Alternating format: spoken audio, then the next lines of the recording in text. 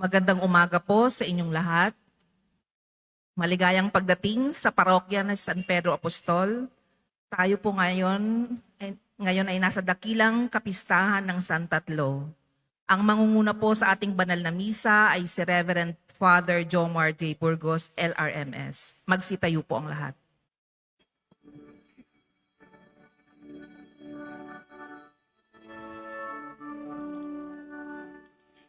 Holy, holy, holy, Lord God Almighty, early in the morning the sun shines free.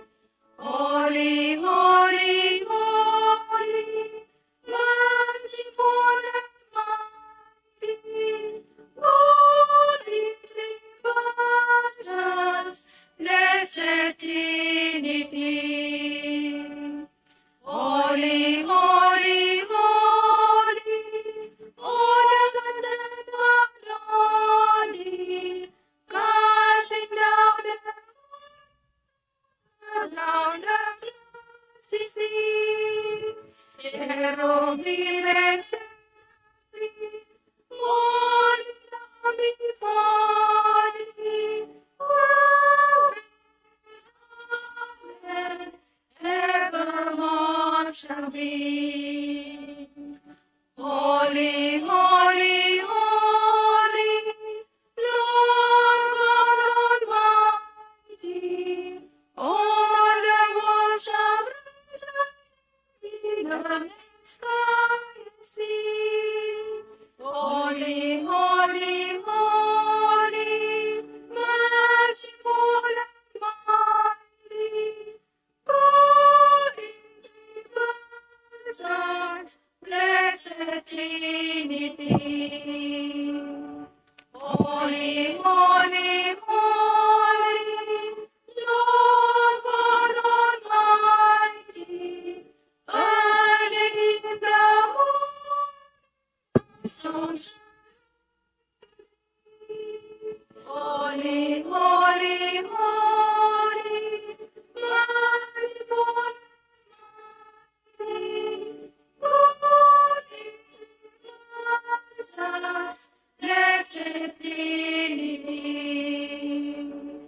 Holy, holy, holy, Lord God Almighty, all the gods shall the sky and sea. Holy, holy, holy, merciful and mighty, God in three persons, Blessed Trinity. Sa ngalan ng Ama at ng Anak at ng Espiritu Santo, Amen. sumainyo ang Panginoon. At sumaiyo rin. Mga kapatid, ipinagdiriwang natin ngayon ang dakilang kapistahan ng banal na Santatlo o Santissima Trinidad, Holy Trinity Sunday. At upang tayo maging karapat-dapat gumanap sa banal na pagdiriwang, aminin muna natin na ating mga nagawang kasalanan. Inaamin ko sa makapangyarihang Diyos at sa inyo mga kapatid na lubha akong nagkasala sa isip, sa salita at sa gawa at sa aking pagkukulang, kaya isinasamo ko sa mahal na Birheng Maria, sa lahat ng mga anghel at mga banal, at sa inyo mga kapatid na ako'y ipanalangin sa Panginoong ating Diyos. Kaawaan tayo ng makapangyarihang Diyos, patawarin tayo sa ating mga kasalanan at patnubayan tayo sa buhay na walang hanggan. Amen. Panginoon, kaawaan mo kami. Panginoon, kaawaan mo kami. Kristo, kaawaan mo kami. Kristo, kaawaan mo kami. Panginoon, kaawaan mo kami. Panginoon, kaawaan mo kami.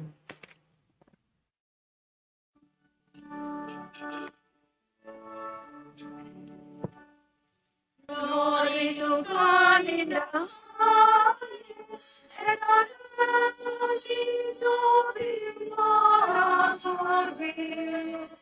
We praise you, we bless you, we adore you, we glorify you, we give your great glory, Lord God, heavenly King, O God, Almighty Father. Lord Jesus Christ, only begotten Son, Lord God, Lamb of God, Son of the Father, you take away the sins of the world, have mercy on us. You take away the sins of the world, receive our prayer. You are seated at the right of the Father, have mercy on us. For you alone are the Holy One. You alone are the Lord. You alone are the Most High Jesus Christ. With the Holy Spirit, in the glory of God the Father. Amen.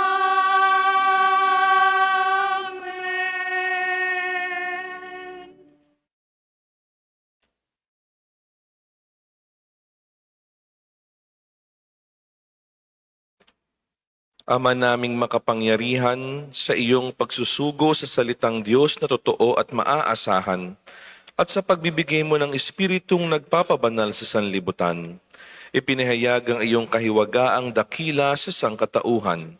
Sa pananampalatayang amin ngayong ipinagdiriwang, ipagkaloob mong aming maidangal ang tatlong persona sa walang hanggang kadakilaan, at aming sambahing lubusan ang iyong iisang pagkadiyos sa mahal na kapangyarihan sa pamamagitan ni Hesukristo kasama ng Espiritu Santo magpasawalang hanggan. Amen.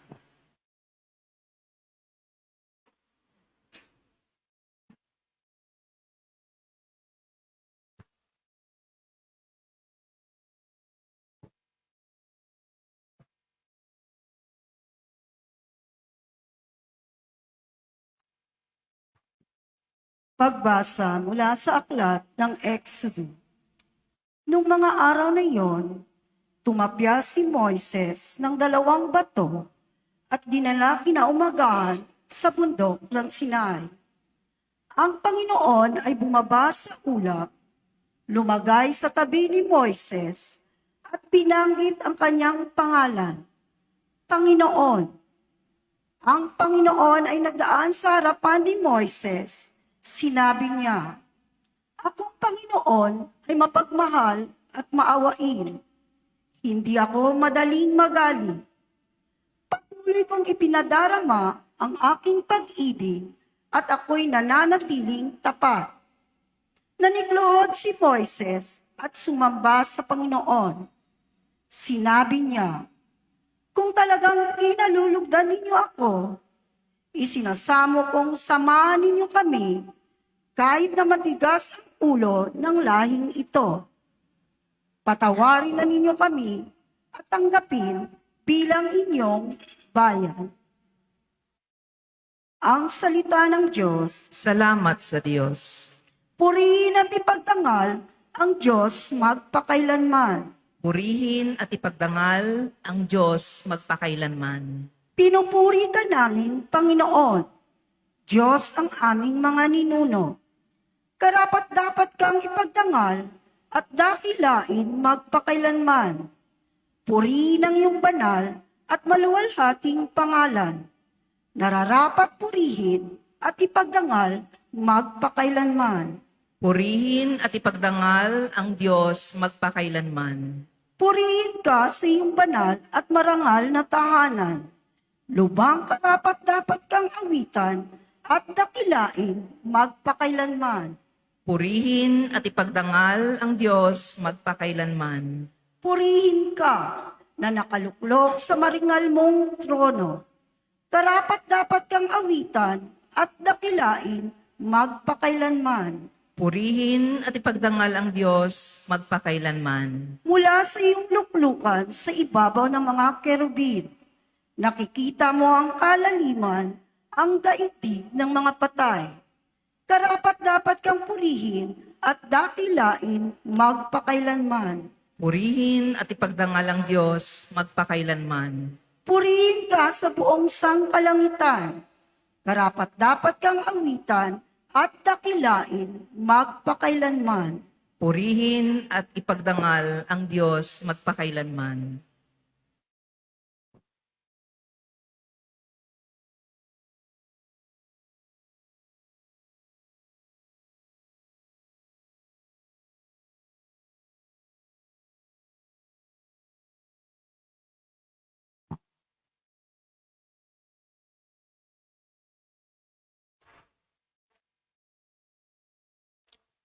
Pagbasa mula sa ikalawang sulat ng Apostol San Pablo sa mga taga-Korinto. Mga kapatid, sikapin ninyong maging ganap at sundin ninyo ang mga payo ko. Magkaisa kayo at mamuhay ng payapa. Sa gayon, sa inyo ang Diyos ng pag-ibig at kapayapaan. Magbatian kayo bilang magkakapatid kay Kristo. Kinuprusta kayo ng lahat mga kapatid sa simbahan. Naway sumayin inyong lahat ng pagpapala ng Panginoong Hesukristo, ang pag-ibig ng Diyos at ang pakikipagkaisa ng Espiritu Santo. Ang salita ng Diyos. Salamat sa Diyos. Magsitayo po ang lahat.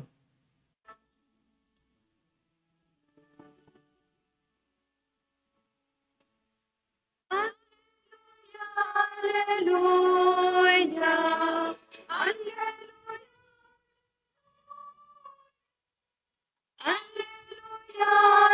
Hallelujah,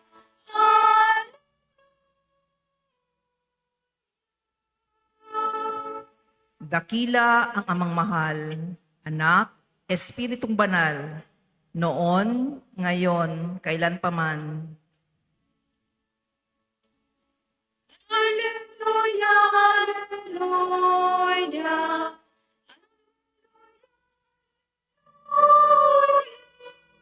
Hallelujah, Hallelujah, Hallelujah.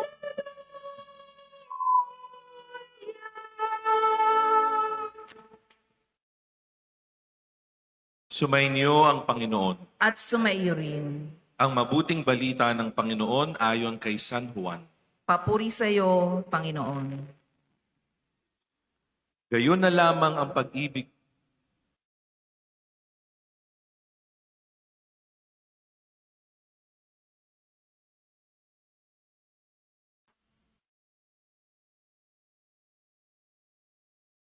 Gayon na lamang ang pag-ibig ng Diyos sa sanlibutan, kaya ibinigay niya ang kanyang bugtong na anak upang ang sumampalataya sa kanya ay hindi mapahamak, kundi magkaroon ng buhay na walang hanggan.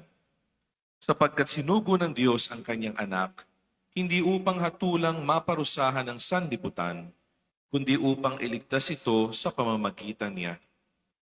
Hindi hinahatulang maparusahan ng nananampalataya sa bugtong na anak ng Diyos. Ngunit hinatulan ng parusahan ang hindi nananampalataya sa Kanya. Mga kapatid, ang mabuting balita ng Panginoon. Pinupuri ka namin, Panginoong Hesukristo.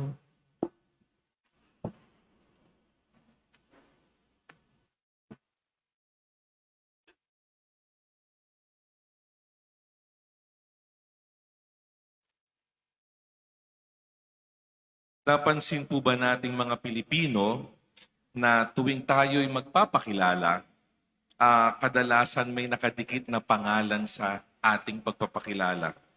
Kapag may nakita tayong bagong tao, bihira po tayong magpakilala gamit lamang ang ating sariling pangalan o trabaho.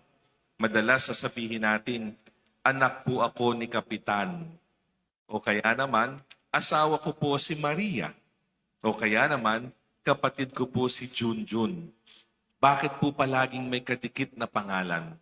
Dahil para sa atin, ang pagkatao natin ay tungkol sa relasyon. Alam natin kung sino tayo dahil sa mga taong ating minamahal at kinabibilangan. At bilang mga Pilipino, likas po sa atin ang pakikipagkapwa at pakikipag-ugnayan. Sanay po tayo makipag-ugnayan. Hindi po tayo ginawa upang mabuhay ng mag-isa at ngayong kapistahan ng Santissima Trinidad, Banal na Santatlo, pinaalalahanan po tayo ng simbahan ng isang napakagandang katotohanan. Ano po yun? Ang Diyos ay hindi isang malungkot at nag-iisang Diyos na nakaupo sa malayong trono. Ang Diyos ay relasyon. Ang Diyos ay komunidad ng pag-ibig. Marami pong tao yung nag-iisip na ang doktrina ng Santatlo, Trinity, Santissima Trinidad ay isang mahirap na palaisipan. Paano naging tatlo ang iisa? Paano naging iisa ang tatlo? Ngunit ang Trinidad po ay hindi isang problemang pangmatematika na dapat nating lutasin. Bagkus, ito ay isang hiwaga ng pag-ibig na inaanyayahan tayong pasukin. It is not a mathematical equation that we need to solve, but rather a relationship that we need to enter into. Hindi po ginusto ng Diyos na maintindihan natin ang Santissima Trinidad na parang isang equation. Gusto po niya na maranasan natin ito. Sa atin po Ebanghelyo, hindi nagsimula si Jesus sa pag-uusap tungkol sa kapangyarihan ng Diyos. Hindi po natin narinig sinabi ni Jesus, ang aking Ama ang napakamakapangyarihang Diyos. Hindi ho yun ang sinabi ni Jesus. Nagsimula siya sa pag-uusap tungkol sa pag-ibig ng Diyos. Kaya naman narinig natin, sinabi dito ni Juan, sapagkat kayo na lamang ang pag-ibig ng Diyos sa sanlibutan, kaya ibinigay niya ang kanyang bugtong na anak. Ipinakilala ang Ama sa pamamagitan ng kanyang dakilang pag-ibig. At bago pang manilikha ang mundo, alam natin, mayroon ng pag-ibig. Minahal ng Diyos Ama ang anak, minahal ng anak ang Ama, at ang Espiritu Santo ang buklod ng pag-ibig sa pagitan nila. The Father is the lover, siya yung nagmahal. The Son is the receiver of that love. And the love between them is the Holy Spirit. Kaya naman, alam po natin, simula't simula pa, ang Diyos ay hindi nag-iisa. Ang Diyos ay isang komunyon ng pag-ibig. At dahil likas po sa pag-ibig, ang magbahagi ng sarili, nilikha niya tayo.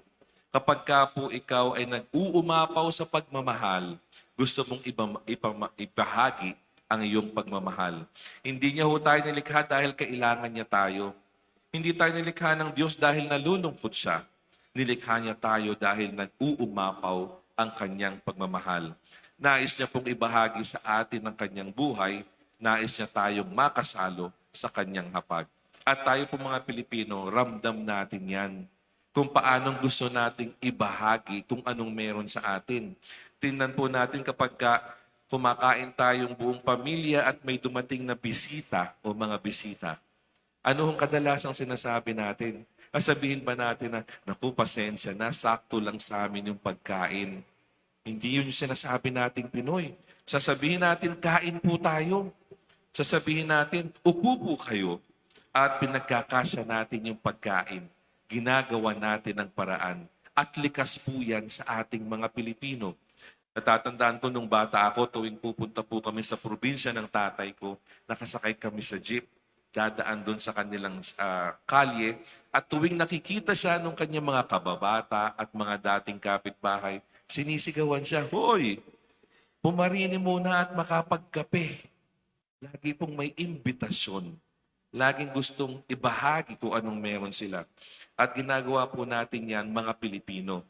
Sapagkat ang tunay na pag-ibig ay laging nagbibigay ng lugar para sa ibang tao. At mga kapatid, ganyan din po ang Diyos. Hindi niya tayo nilikha dahil siya ay nalulungkot at nag-iisa.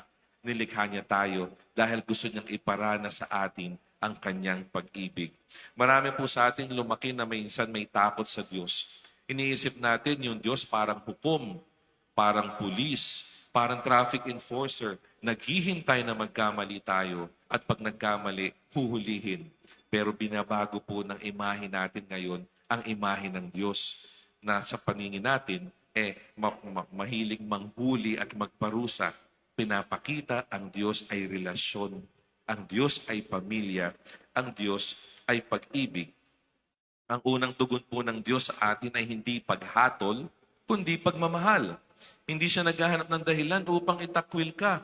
Naghahanap siya ng paraan para maibalik ka sa kanyang tahanan at mapaupo ka sa kanyang hapag. Hindi po tayo yung island mode. Tinitingnan natin ang mundo sa mundo ng relasyon.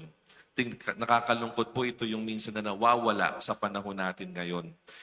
Nilikha tayo para makipag-ugnayan, para makipagkapwa, pero minsan madalas nag-iisa tayo.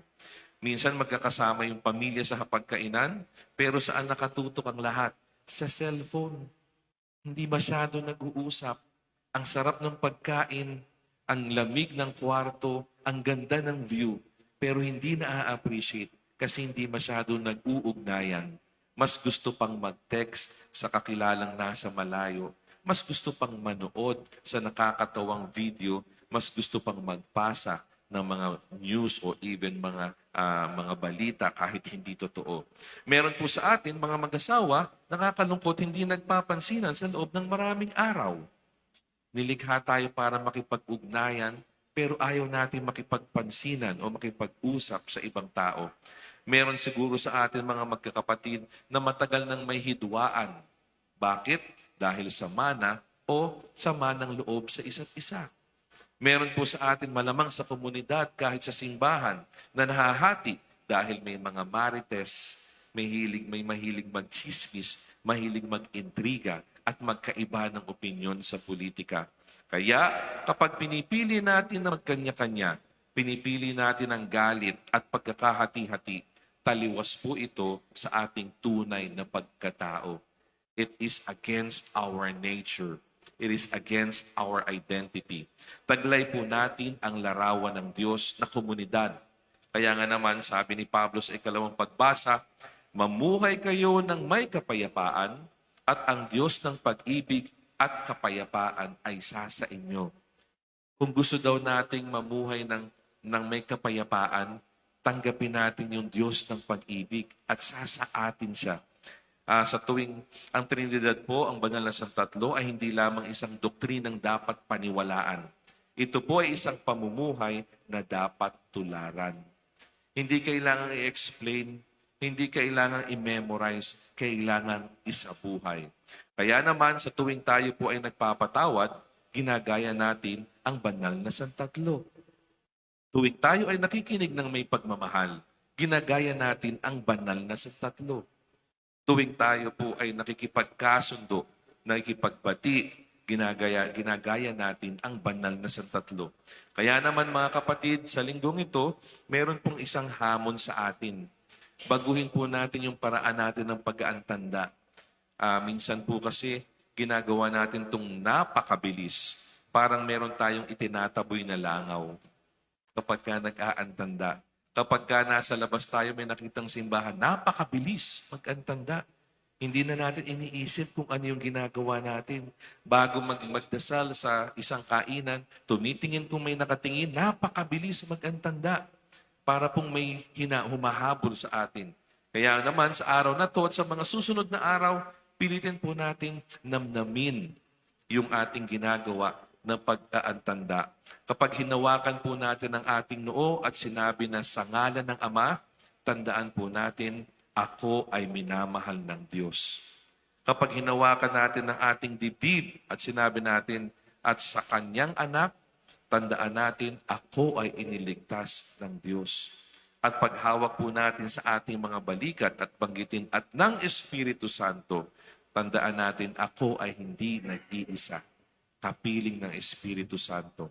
Mga kapatid, ang pinakamagandang paraan upang parangalan ang Santisima Trinidad ay hindi ang maipaliwanag ang hiwaga o misteryo nito, kundi ang isabuhay ito. Magmahal po tayo ng isang tao, magpatawad ng isang tao, makipagkasundo sa isang tao, muling makipag-ugnayan sa isang tao, sapagkat ang Diyos po ay relasyon at tayo ay nilikhang mamuhay sa pag-ibig na iyon. Amen.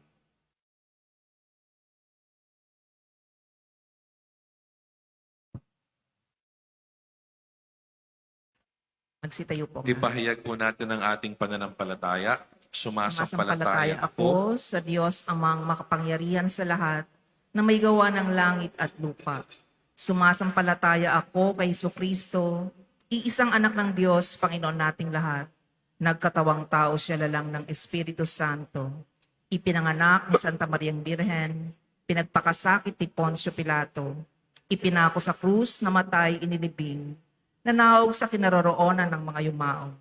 Nang may 3 araw na buhay na maguli, makyat sa langit, naluluklok sa kanan ng Diyos amang makapangyarihan sa lahat. Doon magmumulang paririto at hukom sa nangabubuhay at nangamatay na tao.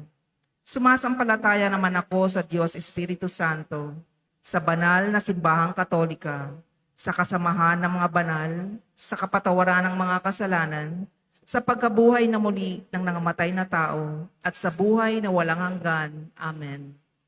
Dadasalin po natin ang panalangin ng sambayan ng Pilipino para sa kaliwanagan, pagbabagong loob at pagbabago.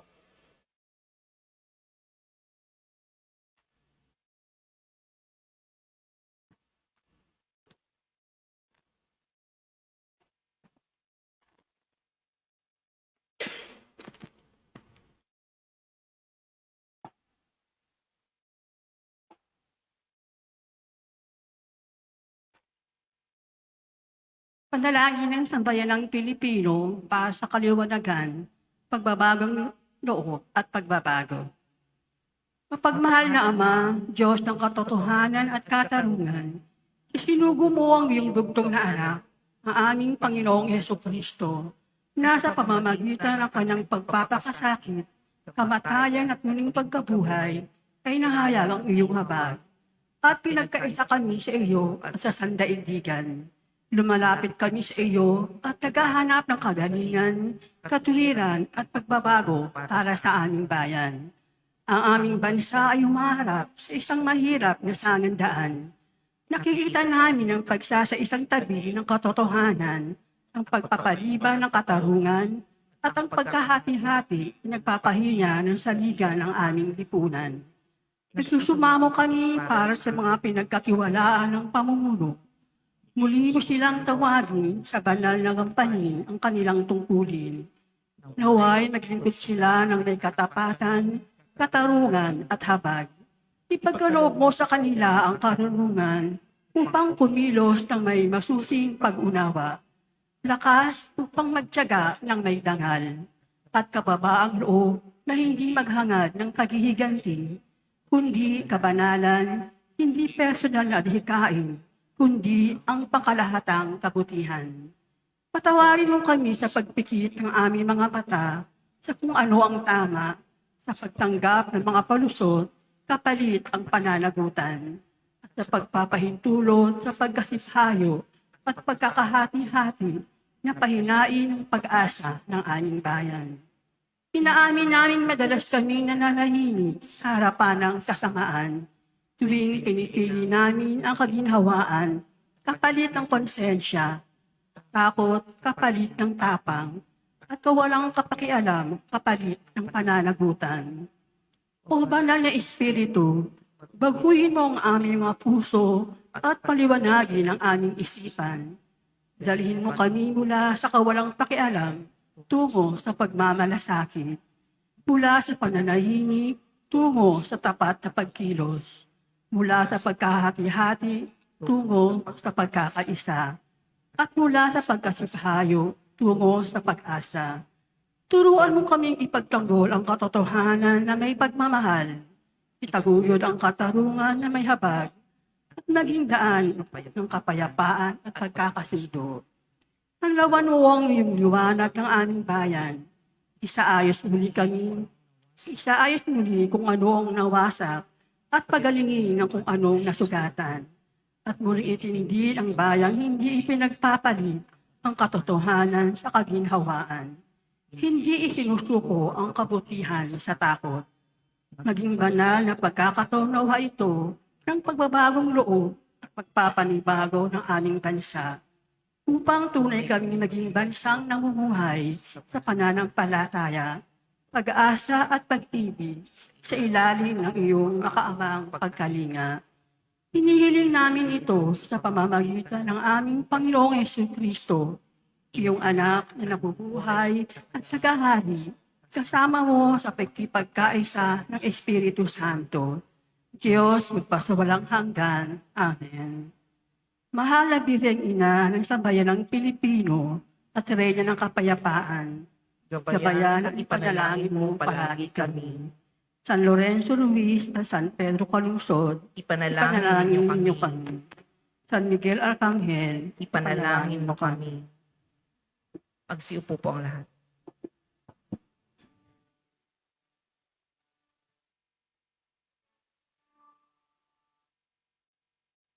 Take my life and let it be.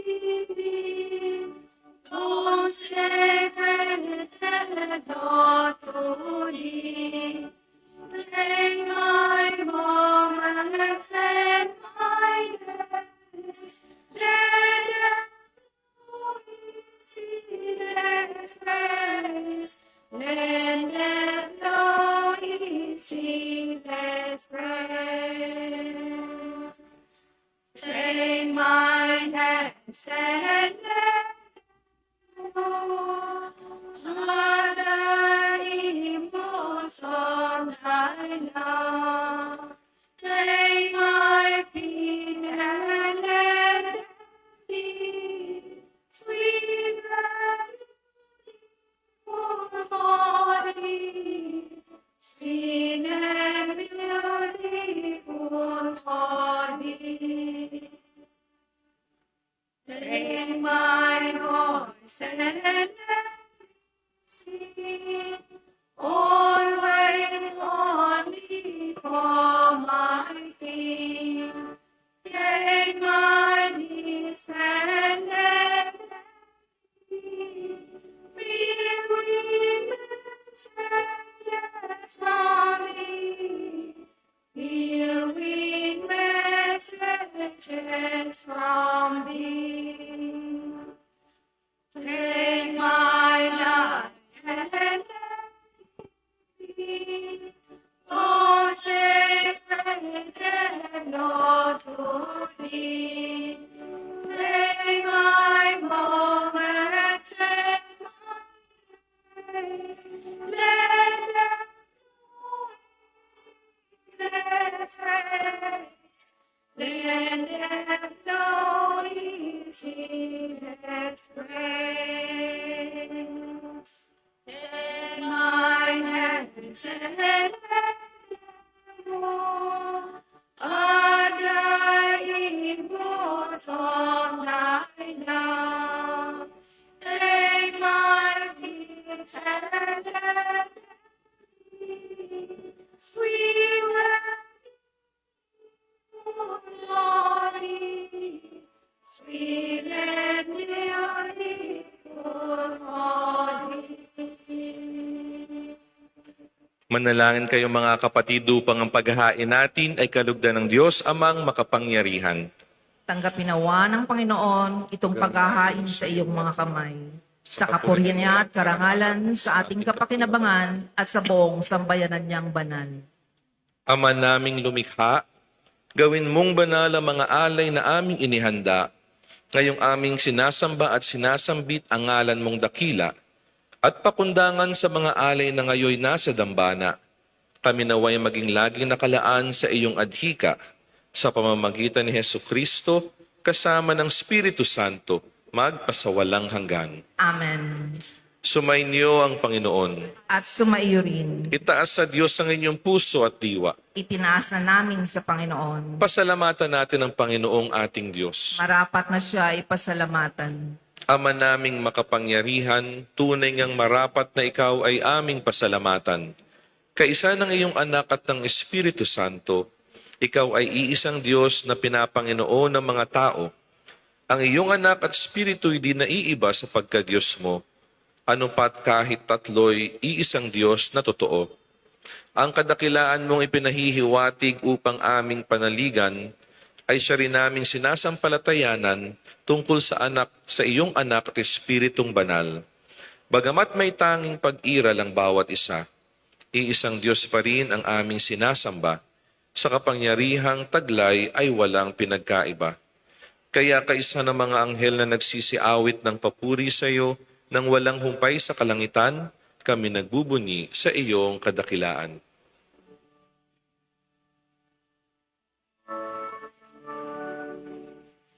Holy, holy, holy, of Lord. Hallelujah, of your glory. Hosanna, Hosanna in the highest. Blessed be God.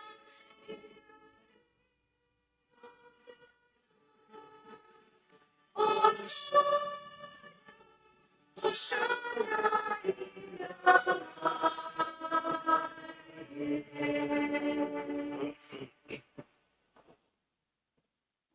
Ama naming banal, ikaw ang bukal ng tanang kabanalan. Kaya't sa pamamagitan ng iyong Espiritu, gawin mong banal ang kaloob na ito upang para sa amin maging katawan at dugo ng aming Panginoong Hesukristo. Bago niya pinagtiis ang kusang loob na maging handog, hinawakan niya ang tinapay. Pinasalamatan kanya. Pinaghati-hati niya iyon. Iniabot sa kanyang mga alagad at sinabi, "Tanggapin ninyong lahat ito at kanin. Ito ang aking katawan na ihahandog para sa inyo."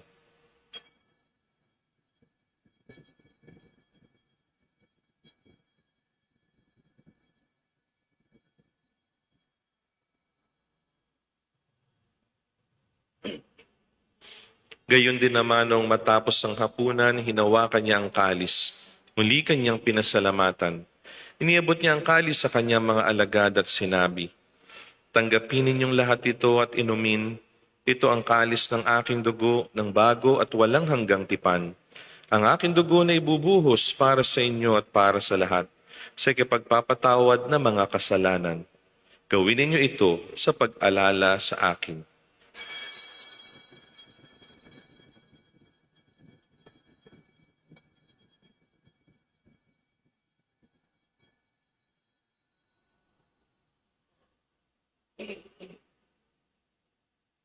Ipagbunyin natin ang misteryo ng pananampalataya.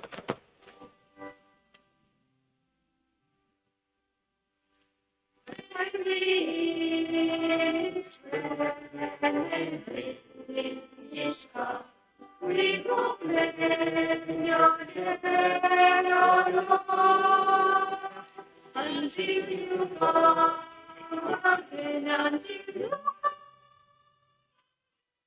We proclaim your name, your Lord.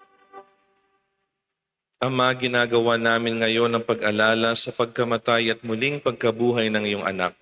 Kaya't iniaalay namin sa iyo ang tinapay na nagbibigay buhay at ang kalis na nagkakaloob ng kaligtasan. Kami nagpapasalamat dahil kami iyong minarapat na tumayo sa harap mo para maglingkod sa iyo. Isinasamo namin kaming magsasalo-salo sa katawan at dugo ni Kristo ay mabuklod sa pagkakaisa sa pamamagitan ng Espiritu Santo. Ama, lingapin mong iyong simbahang laganap sa buong daigdig. Puspusin mo kami sa pag-ibig. Kaisa ni Leon na aming Papa at ni Jose na aming Obispo at ng Tanang Kaparian.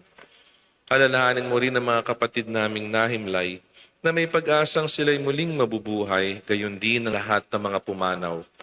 Kawaan mo sila at patuloyin sa iyong kaliwanagan. Kawaan mo at pagindapatin kaming lahat na makasalo sa iyong buhay na walang wakas. Kaisa ng mahal na Birheng Maria na Ina ng Diyos, ng kabiyak na puso niyang si San Jose, kaisa ng mga apostol at ng lahat ng mga banal na namuhay dito sa daigdig ng kalugod-lugod sa iyo, maipagdiwang nawa namin ang pagpupuri sa ikararangal mo sa pamamagitan ng iyong anak na aming Panginoong Hesukristo. Sa pamamagitan ni Kristo, kasama niya at sa Kanya ang lahat ng parangal at papuri ay sa iyo. Diyos amang makapangyarihan, kasama ng Espiritu Santo, magpasawalang hanggan.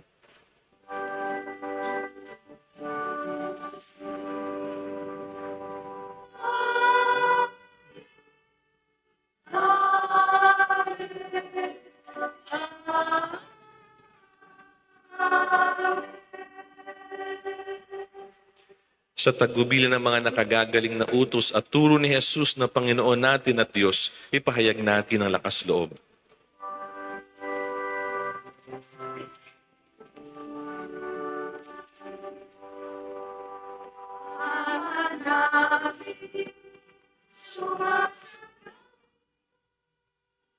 Sambahin ang anak mo, mapasahin ang kaharian mo, Lord, ang loob ni Rosario, para nasa langit, iyan mo kami.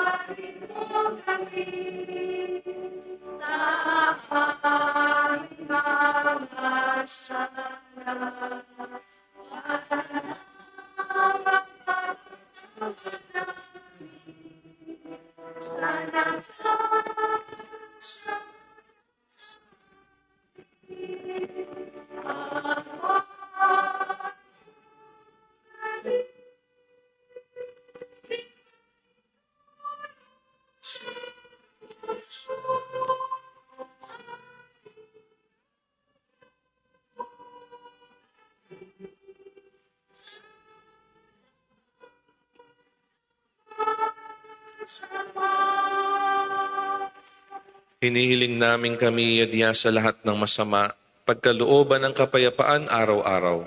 Iligtas sa kasalanan at ilayo sa lahat ng kapahamakan. Samantalang aming pinananabikan ang dakilang araw ng pagpapahayag ng tagapagligtas naming si Jesucristo. Sapagkat iyo ang kaharian at ang kapangyarihan at ang kapurihan magpakailanman. Amen. Panginoong Jesucristo, sinabi mo sa iyong mga apostol, kapayapaan ang iniiwan ko sa inyo. Ang aking kapayapaan ang ibinibigay ko sa inyo. Tunghayan mo ang aming pananampalataya at huwag ang aming pagkakasala. Pagkalooban mo kami ng kapayapaan at pagkakaisa ayon sa iyong kalooban, kasama ng Espiritu Santo, magpasawalang hanggan. Amen. Ang kapayapaan ng Panginoon ay laging sumainyo. At sumaiyo rin. Magbigayin po tayo ng kapayapaan sa isa't isa.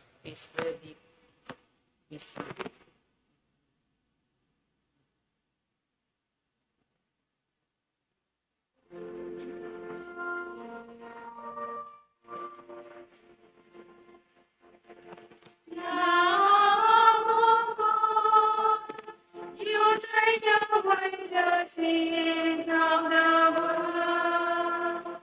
Have mercy on us. Lamb of God, you take away the sins of the world. Have mercy on us. Lamb of God, you take away the sins of the world. Grant us peace.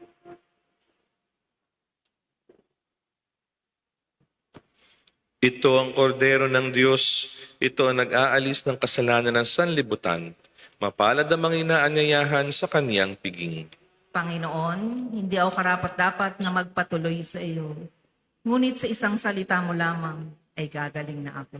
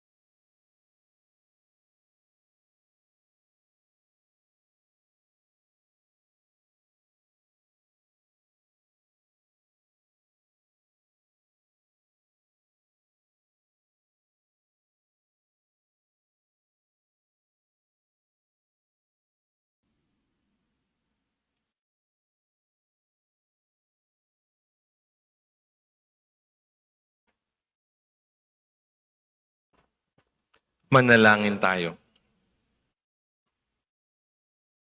Ama naming mapagmahal, mapakinabangan nawa ng aming buong katauhan ang pagtanggap namin sa mga banal na pinagsaluhan at ang aming pagsamba ng may pananampalatayang lubusan sa tatlong persona ng iisang Diyos lamang sa pamamagitan ni Hesukristo kasama ng Espiritu Santo magpasawalang hanggan. Amen. Magsiupo po muna ang lahat para sa ilang patalastas.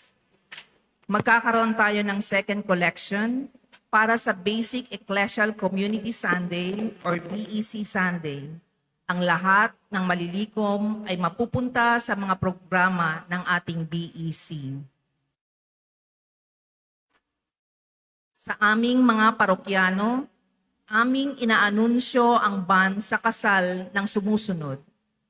Pangatlong tawag ng bans para kay Reden Eden Magdaong, 46 na taong gulang, anak ni Onofre Magdaong at Maria Eden, at nakatira sa Peninsula Garden, Midtown Homes, Paco, Manila, na ikakasal kay Dayan Lopez Sementina, 46 na taong gulang, anak ni Bienvenido Sementina at Josie Lopez, at nakatira sa Peninsula Garden, Midtown Homes, Paco, Manila.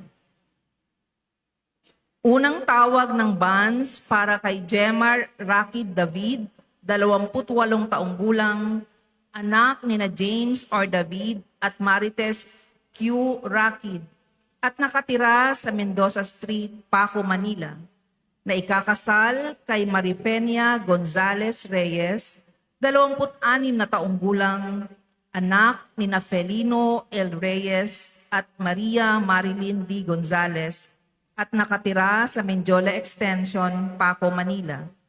Mangyaring ipaalam sa ating Kura Paroko na si Reverend Father Jomar J. Burgos, LRMS, kung kayo ay may nalalang hadlang sa kasalang ito. Maraming salamat po. Magsitayo po ang lahat. Sumainyo ang Panginoon. At sumaiyo rin. Magsiyuko kayo at manalangin para sa pagpapala ng Diyos. Iligtas nawa kayo ng ating Diyos Ama sa panganib at pagkalooban kayo ng lahat ng kabutihan. Amen. Puspusin niya nawa ang inyong mga isip at puso ng kanyang salita at handugan kayo sa walang hanggang kagalakan. Amen. Patnubayan nawa kayo ng kanyang espiritu sa pagkilala at paggawa ng tama't marapat sa kanyang landas. Amen. At pagpalain kayo ng makapangyarihang Diyos, Ama, Anak at Espiritu Santo. Amen. Tapos na po ang misa, humayo kayo sa pag-ibig ni Kristo. Salamat sa Diyos.